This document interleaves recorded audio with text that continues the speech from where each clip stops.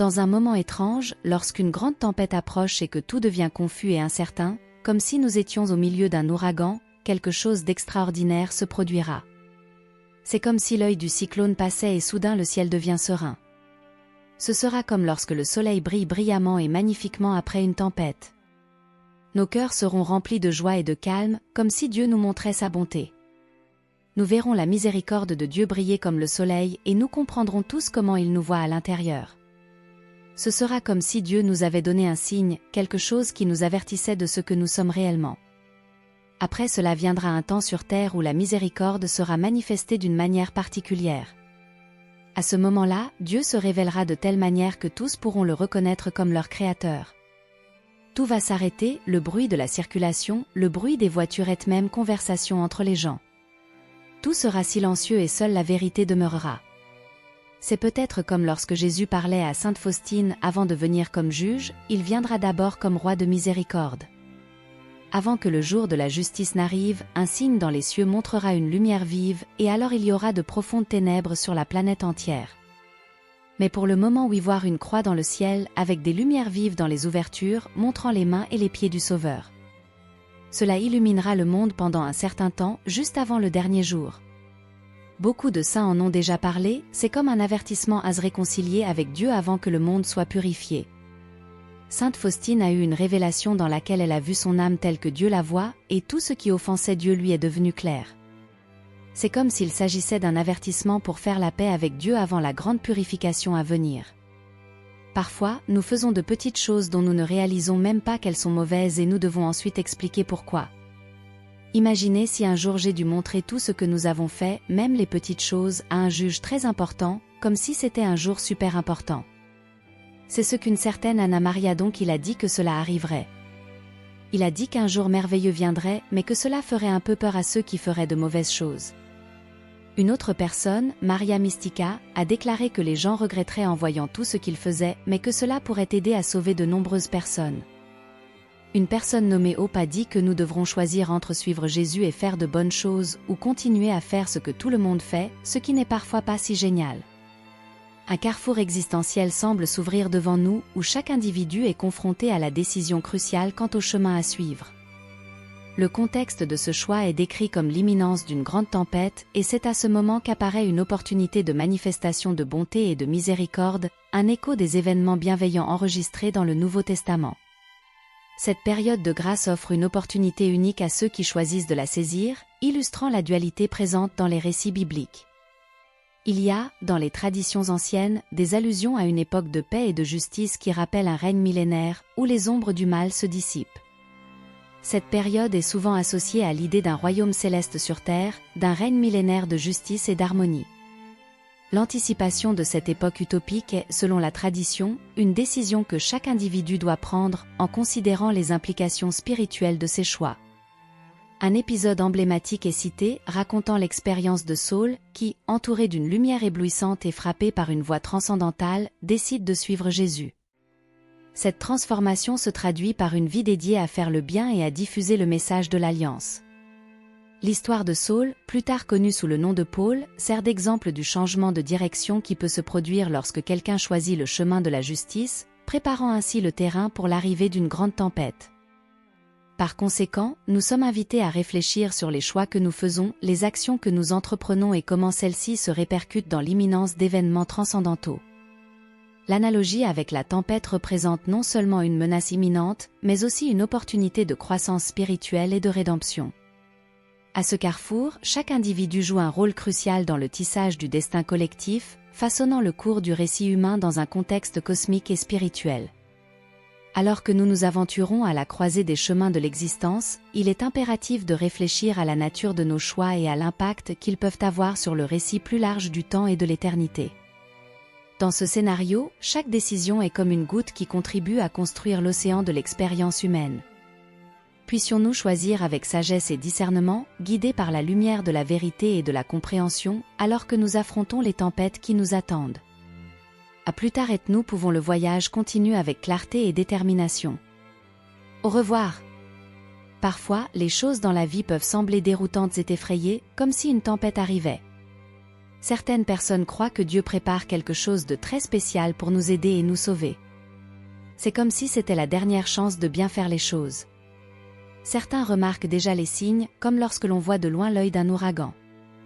Récemment, nous avons entendu parler de personnes qui n'étaient pas allées à l'église depuis longtemps, mais qui ont soudainement ressenti le besoin de se confesser et de se simplifier la vie. De nombreux chrétiens s'organisent et ressentent une urgence dans leur cœur. C'est comme si quelque chose d'important était sur le point de se produire et nous devons rester vigilants et prier. Bien que cette illumination soit quelque chose de spirituel, certaines personnes disent que ceux qui portent de lourds péchés peuvent avoir tellement peur que c'est comme si une partie d'eux mourait. Je veux être à vos côtés, vous aider, et je promets que ma flamme d'amour brillera toujours, illuminant tout autour de nous. Parfois, on a l'impression que la tempête ne fait que commencer, avec des changements et des défis dans l'air. Mais nous demandons à Saint Michel Archange de nous protéger du mal et nous prions pour que Dieu enlève tout le mal qui tente de nous nuire. Nous demandons également à Jésus de nous protéger avec son précieux sang et de défaire toutes les malédictions ou sortilèges qu'il pourrait avoir point menacés. Nous prions pour que les anges célestes nous gardent et nous protégeant-ils protègent des maladies et des accidents, annulant tout mal qui nous menace. Nous remercions Dieu pour toutes les bénédictions et lui demandons de continuer à nous accorder la grâce à tous. Restons toujours bénis et continuons à prier. Amen. Prayer prophétique. Ô Notre-Dame, très sainte Vierge, immergée dans la lumière divine, nous tournons nos cœurs vers toi avec révérence et dévotion. Sous le manteau de votre maternité céleste, nous recherchons votre intercession auprès de Dieu, le Père miséricordieux, pour nous assister dans nos voyages terrestres. Marie, toi pleine de grâce, illumine nos pas de la sagesse qui jaillit de ton cœur compatissant. Face au carrefour de la vie, nous avons confiance en votre conduite prudente, Maria, étoile du matin. Que tes rayons la lumière se dissipent les ombres de l'inconnu et conduis-nous en présence de ton Fils bien-aimé, Jésus-Christ. Avec votre intercession, nous espérons trouver force dans l'adversité et sérénité dans les moments de tribulation. Notre-Dame, notre avocate, bénis-nous de ta tendresse maternelle, en nous soutenant dans les moments difficiles et en célébrant avec nous les joies de la vie. Dans ton humilité, nous trouvons un exemple d'amour et de service. Marie, Reine des anges, accepte nos prières et présente-les au trône divin avec ta bonté incomparable. Nous demandons votre bénédiction à nos familles afin qu'elles grandissent dans l'amour et la compréhension, reflétant l'harmonie qui régnait dans votre demeure sacrée. Priez pour nos proches afin qu'ils puissent ressentir le soutien de votre maternité céleste à chaque instant de leur vie. Notre-Dame des Grâces, déverse sur nous les bénédictions du Saint-Esprit afin que nous puissions vivre selon la volonté divine. Guide-nous dans la pratique de la charité, se renforcer dans foi et dévotion à ton Fils, notre Sauveur. Marie, refuge des pécheurs, priez pour nous devant le trône du Très-Haut, afin que, dans sa miséricorde infinie, elle nous accorde la grâce du salut et de la vie éternelle. Dans votre soumission silencieuse à la volonté de Dieu, nous apprenons à accueillir les projets divins avec foi, confiant que, tout comme vous avez été un instrument de rédemption, nous aussi, avec votre intercession, pouvons trouver la paix dans les moments de défi. Notre-Dame, médiatrice de tout merci, ça nous rapproche toujours plus au cœur de ton Fils, pour qu'un jour nous puissions contempler la gloire céleste en ta compagnie éternelle. Amen. Ô Marie, Reine du ciel et de la terre, nous élevons notre cœur vers toi avec humilité et gratitude. Toi qui as reçu la plus noble mission d'être la mère du Sauveur, regarde-nous avec tes yeux miséricordieux. Notre-Dame des douleurs, vous comprenez les angoisses que nous portons et les joies que nous célébrons. Dans ton sein nous plaçons nos désirs et nos espoirs, confiant que ton intercession parviendra au trône divin. Marie, étoile du matin, illumine les coins sombres de nos vies avec la lumière de la foi. Puissions-nous trouver en toi un exemple de courage et de confiance en Dieu dans chaque défi. Sous ton manteau protecteur, nous cherchons refuge dans les temps de tempête, confiant que ton intercession nous mènera à la paix qui vient de l'amour divin.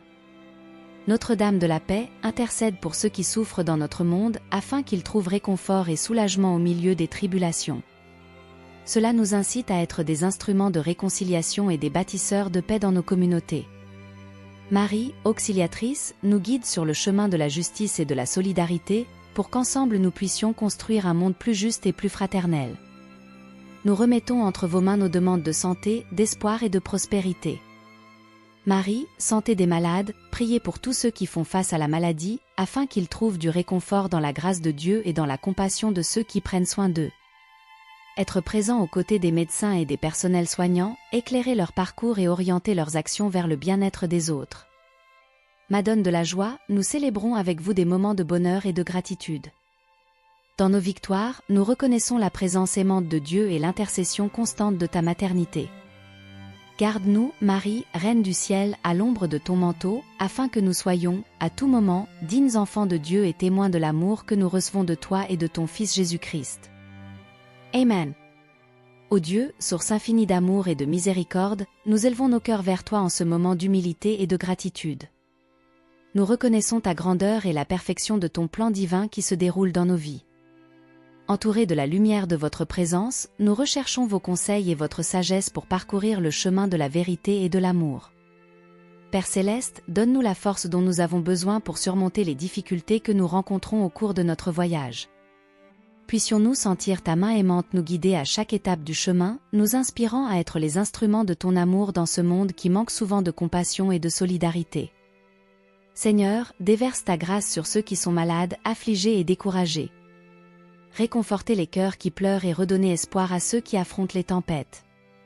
Que ta paix, qui dépasse toute compréhension, imprègne tous les aspects de nos vies et de ceux qui nous entourent.